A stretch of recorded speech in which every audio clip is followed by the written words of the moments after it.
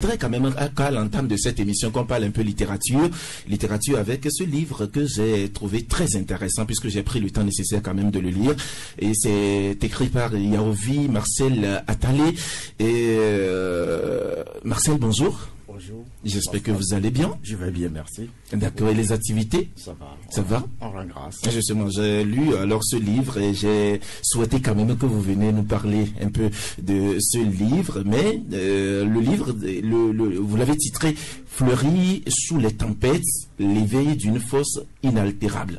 Et à la 4e de couverture, hein, je lis ceci: « Il y a des douleurs qu'on ne surmonte pas, mais avec lesquelles on apprend à fleurir. Fleurir sous les tempêtes, et si les tempêtes de la vie étaient les racines de ta renaissance ?» Ce livre est la trace écrite d'un homme qui a traversé l'orage, 2 enfants dans la mer, au milieu du chaos. Il a découvert que la résilience n'est pas une option, mais un art de vivre quand plus rien ne pousse.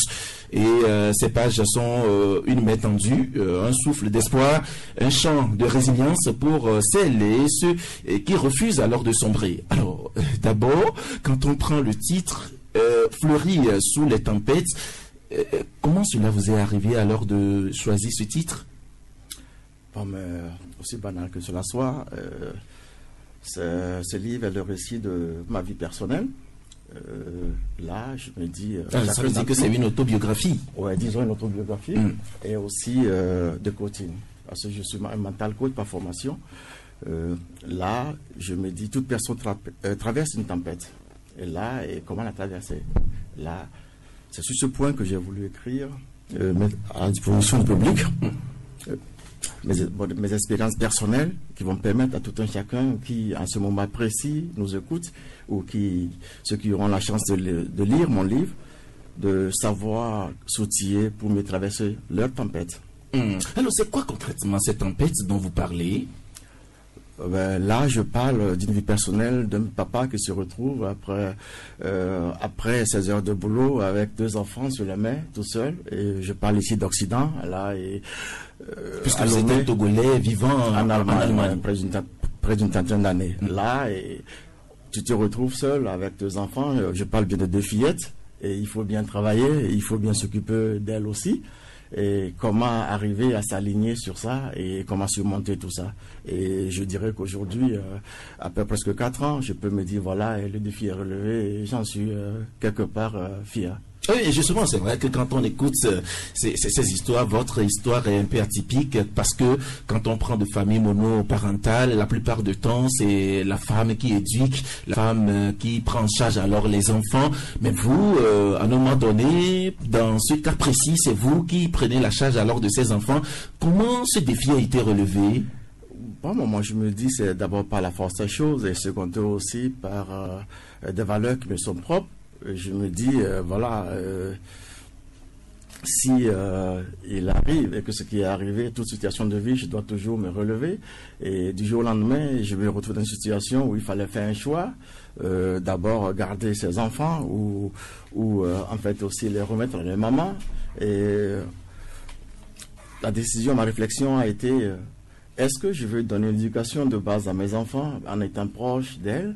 Ou est-ce que je veux vivre une vie paisible d'un père solo? Ça a été clair pour moi. Mes enfants, je vais les garder, je vais m'en occuper, vaille que vaille. Je me dis, malgré tout ça, malgré que j'ai mes enfants avec moi en tant que père solo, j'ai une activité professionnelle très bien nourrie, je fais le coaching et puis j'écris. Et sur ce côté, mes enfants sont émancipés, ils avancent très bien dans la société allemande. Et sur ce point, pour moi... Demander à quelqu'un, un parent, mais pourquoi tu gardes tes enfants? La question ne se pose pas. La question qui se pose, voilà, comment tu fais pour t'occuper de tes enfants? Généralement, c'est vrai, 90% ou 95% de ces cas, les enfants sont dans la main de leur maman et tout. Mais la situation qui s'est posée a voulu que ce soit dans mes mains, et voilà, et j'ai fait ce qu'il fallait. Et aujourd'hui, le résultat est là. Et bien finalement, est-ce que c'est la dame qui n'a pas accepté recevoir les enfants, ou bien c'est vous plutôt qui avez imposé quand même à recevoir les 2 enfants et à les éduquer? Ouais, mais dire que la dame n'a pas voulu, toute mère aime ses enfants. Tout à fait. Il faut le dire. Ça, ce serait erroné. Mais c'est un combat juridique. Ce n'est pas comme ici, voilà, l'homme va et puis cherche les enfants, le papa. Non, non, là, nous sommes régis par des lois qu'il faut respecter, exclusivement. Et ce qui a fait que je me suis battu comme il fallait, et pour pouvoir garder les enfants avec les arguments, parce qu'il fallait justifier comment faire pour les garder, étant donné que tu as un boulot à temps plein, d'autant donné que tu n'es jamais là. Mais voilà, j'ai justifié les moyens que je pouvais avoir, voilà, pour m'offrir une nounou qui peut être là ou qui sera là quand je ne serai pas là, avec une garde alternée et tout. Et voilà, par la grâce de Dieu, les juges ont décidé de me laisser la garde de mes enfants. Oui, c'est vrai que ça constitue justement aussi des tempêtes que vous avez traversées. Au-delà même d'ailleurs de cela, moi je pense et aussi à un phénomène, c'est-à-dire quand on prend cette question du foyer monoparental aujourd'hui, finalement ça devient criard. Et je sais que en Europe, là où vous vivez, et plus précisément en Allemagne, c'est un phénomène quand même qui a cours. Ouais, tout à fait. Mais c'est quoi le souci? Bon, mais ce qu'il faut savoir, c'est que la vision du mariage classique de l'Afrique n'est pas pareille qu'en Europe. Vous voyez, et depuis un certain temps, après, je dirais même après la Seconde Guerre mondiale, il y avait plus de femmes que d'hommes. Beaucoup d'Allemands sont tombés. C'est les femmes qui ont aidé à bâtir le pays et machin tout. Ils ont fait appel aux Portugais, aux Italiens, aux Turcs pour reconstruire le pays. Et beaucoup de femmes avaient des enfants et que les parents ont été faits aussi prisonniers ou tombés en Russie. Et ça a commencé déjà par là. Et avec ça, il y a eu de nouvelles lois sorties qui renforcent l'autorité parentale de la femme. Ce qui veut dire que quand une femme décide de divorcer ou de garder son enfant, généralement, elles ont directement l'aval du juge matrimonial. Et là, les avantages qui vont avec. C'est de ça qu'il s'agit aussi. Les avantages qui vont avec les allocations et tout. Tout à fait. Voilà. Et même il arrive que certaines femmes le font sciemment. Ouais, bon, malheureusement, vous savez, nous sommes africains. Je vis presque 30 ans en Allemagne, mais je demeure toujours un Africain. Nous avons des valeurs que nous avons été inculquées par nos parents, éduqués différemment que les Occidentaux. Et là, la vision que j'ai du mariage est complètement différente de la vision qu'un Allemand aura vis-à-vis de son couple. Ça, c'est clair. Et là, quand vous vivez en couple avec une sœur, je dirais togolaise ou africaine, avec le temps, je me dis que chacun se formente à sa manière. C'est-à-dire que, disons, je prends un exemple banal, une fille qui quitte peut-être Vaughan, après peut-être 5 ans à Lomé, se comporte autrement. Tout à fait normal. Parce que ce qu'elle voyait à Vaughan est différent de ce qu'elle voit à Lomé. C'est-à-dire, elle a changé d'environnement. L'environnement change, la mentalité. Ça, c'est ça. Les mentalités aussi changent. C'est ça. Et cette conception aussi de concilier en toute situation de choses n'est pas pareil. Parce que là, quand vous avez un bobo, un conflit avec votre conjoint, ceux qui vont vouloir, les instances sociales hautes vont vouloir vous parler pour trouver une solution. Ça va généralement, rarement dans le sens, en fait, de renouer. Hein. Là, ça ne va pas, on casse et chacun prend sa route.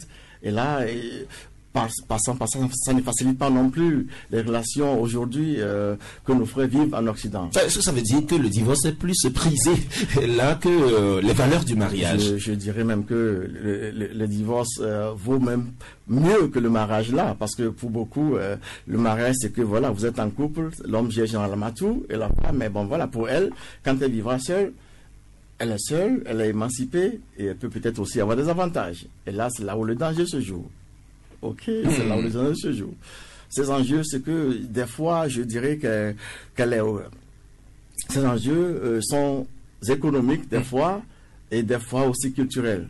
Parce que là, il faut se dire que en Occident, pour beaucoup sont en couple parce qu'il faut bien à un moment donné se marier. Nous l'avons commencé un peu tard. Ça c'est comme ça, c'est un choix. Mais tu peux choisir une personne par le cœur, mais tu ne peux pas savoir comment la personne va avec le temps évoluer avec toi. Chacun évolue personnellement, travaille sur soi. Mais si, avec le temps, la personne se dit, bon, les valeurs qu'elle avait épousées en te connaissant ou en te rejoignant ont changé, qu'est-ce que tu fais? Tu n'as aucune chance. Il suffit qu'elle dise, là, aujourd'hui, ça va. Elle prend ses clics et ses claques. Là, si tu as changé. Alors, on se casse et donc, on n'a plus besoin d'être ensemble. Là, c'est tout. Hein, c'est aussi simple que ça. Là, il n'y a même pas... Mais est-ce que c'est pas très simple, ça? Bon, c'est simple, mais les lois le facilite. Les lois facilitent cette manière de régler les problèmes. On peut même te dire, voilà, par un coup de téléphone, voilà, et je pense que à partir de maintenant, d'aujourd'hui, ça se bon comme ça. Et dis-toi que le mariage, qu'il a été religieux, je peux dire officiel ou par la dot, est rompu. Ce n'est pas les mêmes valeurs qu'ici. Vous allez m'excuser, mais c'est une triste réalité. Je ne vais pas jeter de pied à qui que ce soit. C'est une réalité que nous sommes allés voir là-bas et vivant là-bas, et cette réalité aussi nous imprègne. Et que ceux qui, moi je dis qu'ils sont faibles d'esprit, vous allez m'excuser l'expression, ils trouvent aussi leur pain là-dedans. Je me dis, bon, ils se disent, voilà, quand je vis seul, je vis mieux. Mais au-delà de tout, après tout, quand on parle du mariage, c'est des valeurs aussi. Et c'est tout un engagement, c'est des valeurs. Et là, il faut toujours préserver ces valeurs, surtout que nous avons chez nous. Ouais, mais certes, c'est ce que je disais. Ces valeurs ici sont vraiment capitales. Mais sur l'occidental, il a une autre vision de valeur de mariage. C'est que quand vous comprenez, c'est bon. Mais lorsque vous discutez une ou deux fois, c'est que quelque part, pour la plupart d'entre eux, c'est que ça ne va pas. Il ne faut pas chercher à forcer, à leurs entendements, bien sûr. Ici, on essaie de négocier. On passe par les tantes, on passe par les oncles, on conseille les femmes. Mais là, vous êtes laissé à vous tout seul. C'est là où ça blesse un peu. Là, vous allez subir justement cela et vous avez développé aussi une résilience. Et cette résilience, vous en parlez même dans votre ouvrage intitulé Fleurir sous les tempêtes. Mais qu'est-ce qui constitue ces valeurs qui vous ont amené justement à résister? Pour moi, je me dis que dans toute vie, pas seulement pour moi, généralement, quand vous tombez, il faut pas voir ce qui vous a fait tomber, mais il faut plutôt chercher à voir comment surpasser le prochain obstacle. Et l'homme par nature, on est un cognitif en pensant. Ça dit qu'on se dit, ça n'a pas marché comme je voulais, c'est un échec. Alors que, en fait, l'échec en soi n'existe pas. C'est que vous avez eu un imprévu dans la vie. Vous n'avez pas prévu ce plan. Et c'est pour ça que vous dites que c'est un échec. Quelqu'un dit même d'ailleurs que l'échec, ce n'est qu'un succès reporté. Ce n'est qu'un succès reporté. Il faut reculer pour mieux sauter. Parce que là, je vous parle des enfants, en fait, qui doivent avoir des filles, je dis bien, qui doivent avoir, ou bien qui avaient à l'époque entre 4 ans, entre 4 ans et 6 ans. Et aujourd'hui, elles ont combien? Ça va. Et quel âge? Aujourd'hui, ça va. Il y a 8 ans et 8 ans et puis 10 ans, ça va, on rend grâce. Pour vous Elles sont devenues grandes. En tant comme exemple, la résilience, c'est que, aussi simple que ça, quand vous avez faim et qu'il y a coupure d'électricité, vous vous dites, bon voilà, j'ai faim, comment il fait pour préparer? Et vous pensez automatiquement, c'est automatique, nous avons ça en nous, un instinct d'homme. Tu te dis, bon, qu'est-ce que je fais? J'ai du charbon, je n'ai plus de gaz pour préparer à manger parce que j'ai faim. Vous résiliez à cela, vous dites, non, j'ai un besoin, je passe par tous les moyens pour satisfaire ce besoin. Partant de là, je me retrouve avec 2 filles à la main. Je me dis, ben voilà, tu ne peux pas les jeter à la poubelle. J'avais que 2 solutions. Soit la mère, ou tu donnes les enfants à adopter. Je me dis, n'est pas question. Ça, ce sont mes enfants et je vais les garder. Et vous avez quelque chose à leur communiquer. C'est votre valeur. Et est-ce que vos parents même d'ailleurs, qui ont aussi des valeurs, et ces valeurs, ils l'ont tiré justement de leur éducation, parce que il y a papa qui est chrétien, mais maman musulmane. Maman musulmane, j'ai un truc un parcours un peu atypique. Justement, c'est atypique. Bon, c'est vrai parce que vous avez dit même d'ailleurs que l'amour dominait tout. L'amour dominait tout. Et qu'on ne regardait même pas aussi la religion. J'ai grandi avec ces 2 religions. J'ai grandi, je suis né à Lomé, j'ai grandi à Sokodé, je parle au moins 3 langues du Nord, aisément. Ma maman vient d'Anero, mon papa vient d'Anero, ma maman est Bassa, et ma maman a toujours été musulmane, mon papa chrétien, et ils vivaient en symbiose. Et c'est un exemple, moi, qui m'a formaté depuis le bas âge. J'allais tous les vendredis à la mosquée. Et les dimanches, vous allez à l'église. Tout à fait normal. Mais quel brassage quand même très important. Et je me dis, c'est des choses à copier. Mais au finish, voilà, nous avons été 7 chez nos parents. Malgré que cette différence de religion n'a pas bloqué cet amour qui est né du septentrion et du sud aussi, que beaucoup, à un moment donné, ont essayé de décrier. Ça, c'est pas vrai. Et je ne suis qu'un exemple, il y a des milliers comme ça. Et là, je me dis que voilà, c'est même un avantage. Parce que là, je suis à l'aise autant à Lomé, à Nero qu'au nord, à Cara ou à Pan. Hein. Là, je peux communiquer avec tout le monde, même si on laisse le français. Et là, je me dis, ces valeurs-là, il y a des valeurs que j'aimerais bien inculquer à mes enfants. Hein. Le moins on peut que ces enfants puissent au moins, malgré qu'ils soient, ça signifie qu'elles soient nées en Allemagne, parler un tout petit peu hein, les langues du terroir. Et aussi les valeurs que moi j'ai eues. C'est-à-dire que je les laisse le choix de décider de quelle religion aborder, mais surtout des valeurs africaines. Oui, justement, ça c'est une ouverture d'esprit que vous avez. Mais Marcel, comment vous définissez cet ouvrage?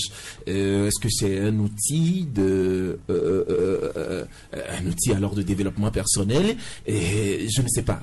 Comment vous définissez? C'est un mélange d'autobiographie et d'outils de développement personnel. Parce que ce n'est pas seulement pour les parents parentaux. C'est aussi pour toute personne qui se dit aujourd'hui que voilà, là où je suis, ce que je voulais faire, ça n'a pas marché, je suis en bas de le ciel. Je dis non, c'est pas possible parce que moi, par cette situation, j'ai une promotion au boulot.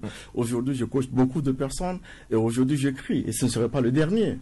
Hein? Tout à fait. Il est vrai que, bon, voilà, à un moment donné, en tant que père, un exemple banal, quand tu es là, tu es assis pour faire les cheveux à une fille, au moins ça va te coûter 50 ou 100 euros. Et s'il faut le faire chaque 2 semaines, si je vous dis que, Pascal, là où tu es, tu peux tresser une femme, elle sera autant belle qu'une coiffeuse, tu diras c'est faux.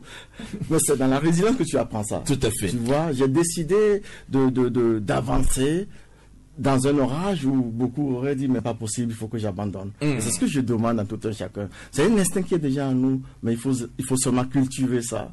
Et cultiver cette résilience, justement cette persévérance. Cette persévérance. Voilà, pour aller de l'avant. Pour aller de l'avant. Malgré les difficultés. Mais ça c'est quotidien, ça fait partie de la vie. Toi, tu connais ton quotidien hein, et tes échecs, mais tu ne sais pas ce que l'autre vit. Peut-être qu'à ce moment, une personne est là et elle se bat pour avoir une santé. Toi, tu as au moins la santé. Tu n'as que 2 enfants à s'en occuper. Il est vrai, c'est un peu pesant parce que il faut penser aux finances, avoir une nounou, ce que ça coûte, c'est pas facile. Il faut aller aux réunions de parents d'élèves, il faut faire ça. Mais toutefois, quand on sait pourquoi on le fait, il y a un moteur. Et il faut que tout le monde comprenne que ce qui fait la force d'une personne, c'est l'esprit. Ce qui fait la force, justement, d'une personne, c'est l'esprit. Jamais poli, c'est vrai, quand on écoute Marcel, on comprend tout simplement que c'est quelqu'un qui a traversé des situations, mais il n'a pas sombré alors dans ces situations, mais il a préféré plutôt alors apporter de la résilience pour s'en sortir. Ça fait partie alors de la vie humaine. Oui, c'est toujours bien de partager des expériences personnelles avec les autres parce que généralement, quand on publie des ouvrages, on a l'impression que c'est des fictions, c'est des histoires, parfois qui reflètent une certaine réalité. Mais quand l'auteur prend sur lui de raconter une partie de sa vie, je pense que c'est plus inspirant. Et quand j'écoute donc ça, je me dis, il faut qu'on comprenne que dans tout ce qu'on fait, l'échec n'est pas ce qu'on croit en réalité. Il faut avoir le courage, il faut avoir la persévérance, la résilience, comme il dit, donc de reculer pour mieux sauter. Et donc, comme il a dit, l'échec est un succès reporté. Et c'est plutôt toi qui l'as dit. Oui. Et il faut qu'on intègre ça. Et moi, je ne veux pas parler de la matrimoniale. Dans les couples, c'est très difficile. Il a fait le parallèle entre ce qui se fait en Occident et ici en Afrique, où les foyers sont beaucoup plus solides. Mais moi, je voudrais le remettre dans le contexte de l'entrepreneuriat des jeunes. Et on dit aux jeunes, allez-y, entreprenez, devenez riches. Mais ce qu'on oublie de leur dire, c'est que c'est très difficile. Vous allez vous casser la gueule, vous allez vous endetter, vous allez avoir envie de fuir parfois, vous allez fermer même votre première boutique. Rouvrir une seconde, aller vous endetter pour vous approvisionner, tout ça, c'est très compliqué. Mais tous ceux qui réussissent aujourd'hui, la plupart sont passés par là. Et je pense qu'il faut beaucoup plus enseigner ça aux jeunes parce que au moindre difficulté, on ferme. Vous ouvrez une boutique, après 6 mois, vous ne vendez rien. Vous dites rien ne marche au Togo, vous fermez, vous allez prendre une autre boutique. Mais j'ai eu la chance de rencontrer un Nigérien une fois qui m'a dit qu'il a fait presque 1 an sans rien vendre. Il était dans un nouveau quartier. Mais il était convaincu que ça allait marcher parce que ce qu'il amenait là-bas était nouveau et que ceux qui venaient regarder, ils passaient, ils se disaient, ils vendent des choses qu'on ne vient pas acheter. Même on peut aller s'organiser, revenir après quelques mois. Et aujourd'hui, quand je le vois, je dis, mais est-ce que nous, on a cette même résilience? Est-ce qu'on est capable de rester, de galérer, de payer le loyer, de subir les menaces du propriétaire avec les retards et tout ça et remonter? Donc, je crois qu'au niveau de l'entrepreneuriat, il faut qu'on enseigne cela. Moi, je transpose ça. Parce qu'aujourd'hui, la plupart de nos problèmes, c'est comment les jeunes s'en sortent. Il y a un problème de chômage généralisé, il y a des initiatives. Les jeunes entreprennent un peu, ils ont l'impression quand on commence, dans 2-3 mois, on ne commence pas à gagner de l'argent.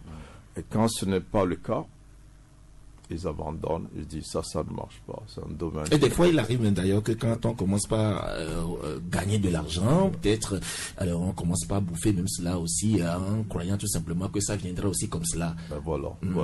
Et donc, il faut faire une bonne gestion. Je crois que, comme il est coach, je pense que peut-être qu'après ce livre, ça serait intéressant qu'il revienne ici, si vous pouvez bien tout à fait. le recevoir. Justement, moi je suis déjà disponible, mais c'est son calendrier. Peut-être, moi je voudrais peut-être aussi l'entendre se prononcer sur ces questions-là. Justement. Et donner des outils à nos jeunes frères. Merci beaucoup Germain. Oui, Gabin, c'est vrai que la question fondamentale qui a été traitée, on a vu aussi à travers cet ouvrage, on a compris que ce n'est pas toujours difficile. Lui, il a traversé quand même cette situation alors de foyer monoparental, mais au-delà de tout, c'est des phénomènes qui existent même d'ailleurs aujourd'hui chez nous, c'est-à-dire Satan, c'est vrai, notre société tend à être occidentalisée comme on le dit. Oui, c'est le cas. Je dirais que c'est une coïncidence, parce que moi-même je suis sur un ouvrage actuellement dédié aux femmes célibataires, mais dans un autre contexte. Et je suis pas femme célibataire, oui, mère célibataire. Oui, aux mères célibataires. Voilà. Donc je suis vraiment heureux de constater que vraiment il y a un parent qui, au-delà de monter les enfants contre le parent qui n'est pas, ou bien le parent qui est absent, pense beaucoup plus à l'équilibre de son enfant que de monter l'enfant, ou bien de dire que bon, votre maman a tort, elle a fait ceci, elle a fait cela. Donc beaucoup de parents ne savent pas le mal qu'ils font. Alors, beaucoup de parents qui élèvent seuls leurs enfants ne pensent pas au mal qu'ils font en disant de telles choses, ou bien en montant les enfants contre le parent, ou bien jetant juste l'opprobre sur l'autre parent. Il faut beaucoup plus penser à jouer les deux rôles à la fois, et surtout penser à l'équilibre émotionnel de l'enfant. C'est très important pour le développement de ces enfants-là. Et surtout, quand on parle d'enfants, on parle de descendance. Donc, la transmission que tu vas faire à tes enfants, ce sont les mêmes choses que ces enfants-là vont faire à tes petits-enfants, ainsi de suite. Et ça va permettre d'avoir une société équilibrée, une famille bien équilibrée et bien assise. Donc, vraiment, félicitations à lui. Ce n'est pas du tout fameux. Merci. La plupart du temps, on parle des mères célibataires et autres, mais les papas subissent beaucoup de choses. Mais qu'on dit la plupart souvent, un homme ne pleure pas, un homme ne crie pas, et on est dans cette situation, on supporte. C'est la résistance. Oui, même s'il y a séparation, la plupart du temps, et le parent se trouve ailleurs. En ce moment-là, le parent, il dépense beaucoup plus, et en énergie et en finances, il dépense beaucoup plus parce que lui, il pense au bien-être de ses enfants. Donc, félicitations à lui pour son parcours et surtout aux transmissions qu'il a eu et réussi à faire à ses enfants, mais aussi de nous avoir laissé cet ouvrage-là qui, sincèrement, va aider beaucoup de familles monoparentales à vraiment s'en sortir. D'accord. Oui, Samir, au-delà même d'ailleurs de cette question de famille monoparentale, c'est l'individu, la formation même de l'individu pour faire face même à la vie quotidienne. Mais écoutez Pascal, vous savez que la cellule familiale est donc importante pour l'épanouissement et le développement de l'enfant. C'est-à-dire que vous prenez deux enfants, un qui a eu la chance de grandir dans une cellule familiale, qu'elle soit monoparentale ou biparentale, vous vous rendrez compte qu'il n'aura pas le même comportement que celui qui a bénéficié par exemple d'assistance sociale, qui a été adopté et qui a évolué dans un autre cadre qui est différent véritablement.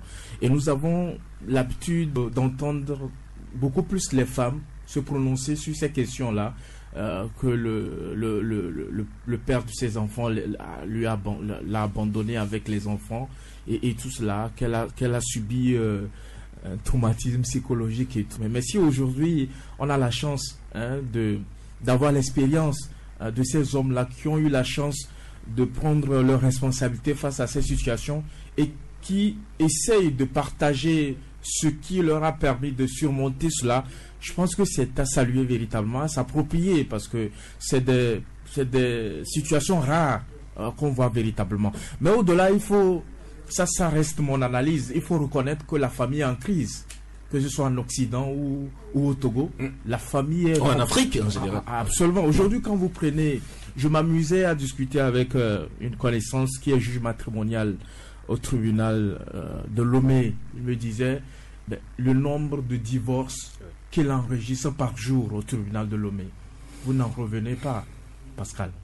C'est-à-dire que la famille en crise, vivre maintenant à deux devient un privilège, devient quelque chose d'exception. Alors que par le passé, par l'expérience de nos parents, de nos grands-parents, et tout cela, c'était quelque chose de fondamental. Cela fait partie de nos coutumes, de nos us.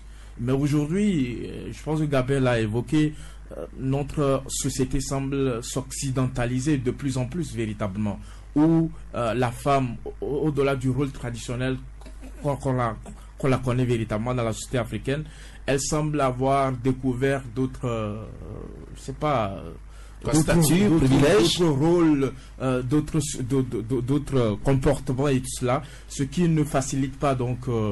Mais est-ce que c'est aussi cette question d'émancipation? Non, en fait, je pense qu'il faudrait pas trop confondre les choses. Oui. Parce que jouer son rôle de parent est différent de s'émanciper. En famille, je pense que l'émancipation qui est privilégiée, c'est l'émancipation qui va dans l'intérêt du développement de vos enfants. Sinon, à quoi promouvoir une émancipation qui va dissoudre la famille, qui va vous séparer de vos enfants? Donc, je pense qu'il faudrait qu'on fasse énormément attention pour ne pas confondre les choses. Parce qu'aujourd'hui, on entend beaucoup de femmes. Et ce qui fait que beaucoup n'arrivent pas à rester fondamentalement de façon durable dans les foyers, véritablement. Et donc, je pense que cet ouvrage donne la force à ces hommes qui, malgré les adversités de la vie, prennent donc leurs responsabilités de pouvoir se charger donc de leur enfant, de faire en sorte que quand l'enfant rentre le soir ou l'enfant quitte le matin la maison, qu'il sente la présence d'un parent. Je pense que c'est fondamental. On ne mesure pas. Aujourd'hui, les gens s'amusent à faire des enfants de gauche à droite, mais sans toutefois... Oui, c'est avec ses conséquences. Mais sans toutefois se rendre compte que les moyens seuls ne suffisent pas à éduquer un enfant. Il faut la présence donc du parent, que ce soit la maman ou le papa. Je pense qu'il faut beaucoup, la présence donc. D'accord, merci Samy. C'est vrai que malheureusement nous avons un plateau qui est masculinisé, c'est-à-dire il n'y a que alors des masculins. Sinon, on aurait voulu écouter aussi des femmes, sur cette question. Mais toutefois, alors, Firmin, qu'est-ce que vous pensez quand même sur l'ouvrage et aussi sur la question et les questions qui sont développées alors dans cet ouvrage? Moi, je vais être un peu plus brutal, vous me le permettez. Vous savez, il y a beaucoup qui choisissent le mariage, qui se marient sans avoir choisi le mariage. Il y a beaucoup qui se marient sans avoir choisi le mariage. Vous savez, le mariage, c'est quoi? Quand vous allez devant le père ou le pasteur, ou même dans toutes les religions, on dit c'est pour le meilleur et pour le pire. Donc quand il y a le meilleur, il n'y a pas de problème. L'homme, il est bon, la femme est la meilleure. Mais quand il y a un petit pire là, on dit non, c'est le plus mauvais. C'est la plus mauvaise. Je divorce. Or, quand tu divorces, ça veut dire qu'en réalité, tu n'as pas choisi le mariage. Le mariage, c'est les deux. Vous savez, la deuxième chose, c'est quoi? Le mariage, c'est la première institution divine. Dans toutes les religions du monde, les règles sont les mêmes. Que vous soyez chez l'adventiste, que vous soyez chez le musulman, que vous soyez chez le catholique, chez le chrétien en général, on ne vous parlera jamais de divorce. Allez chercher. Le divorce n'existe pas chez les chrétiens. Le divorce n'existe pas. Jésus a ouvert une petite brèche en disant que au cas où la femme commettait l'adultère, tu as la possibilité. On dit la possibilité. Ça veut dire que tu peux garder la femme. Ça veut dire qu'en réalité, en Dieu, on ne divorce pas. Maintenant, aujourd'hui, et c'est ma troisième chose, c'est quoi? On confond les réalités et le mariage. Le mariage, c'est spirituel.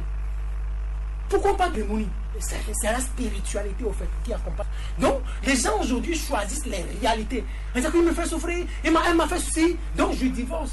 Or, le divorce, pour conclure, c'est l'une des bases de la criminalité au monde.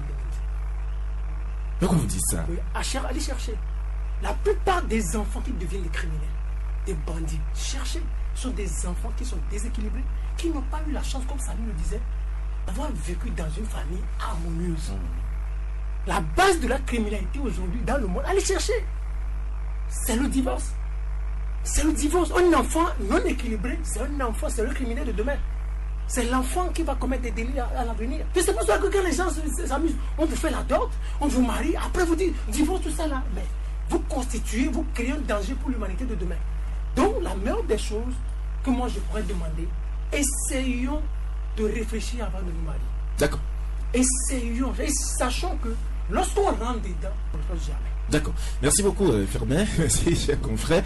Marcel, c'est vrai que vous avez écouté les uns et les autres se prononcer là-dessus, sur ces questions. C'est vrai, si nous voulons même faire cette émission, on pourra même le faire avec cette thématique que vous avez développée dans votre ouvrage. Merci quand même de nous avoir alertés, de nous donner ce qui est sûr, des dispositions ou du moins des astuces pour que nous arrivions vraiment à cette résilience dont vous parlez alors dans l'ouvrage. Merci d'être passé chez nous, Marcel. C'est moi que vous remercie. D'accord. Permettez-moi d'ajouter un mot. Nous vous suivons de par la diaspora aussi. Vous faites un travail remarquable. Merci à vous. Merci beaucoup. Surtout à vos collègues aussi, dans des conditions que nous connaissons tous. Et vous êtes vraiment à remercier et nous vous tirons chapeau. Merci à vous. Merci beaucoup. Merci, ça fait plaisir.